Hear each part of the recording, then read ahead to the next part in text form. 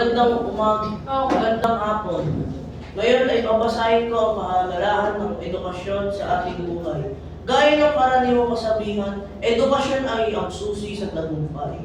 Ang edukasyon ay parang isang ugat na kailangan ng isang puno upang lumubo sa kabilang dako. Bilang isang tao, kailangan natin ng edukasyon upang mas lalo tayong umunlad at maging isang mabuting tao. Ito din ang ating daanan upang magpatuloy sa ating mga pangarap at layunin sa buhay. Ang edukasyon ay itinuturo sa apat na sulok ng silid na may iba't ibang paraan kung paano maibabahagi ang kaalaman.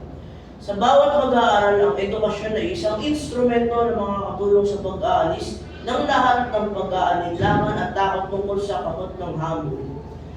Sa kaligayahan sa ating buhay, ang edukasyon ay mahalaga hindi lamang para sa ating kaalaman.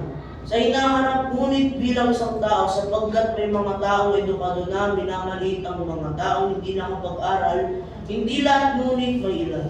Kaya naman sobrang mahalaga ang edukasyon para tayo irespeto ng ibang tao. Mahalaga din ang edukasyon upang magkaroon tayo ng sapat na kaalaman, upang hindi maabuso ang iba dahil sa panahon ngayon.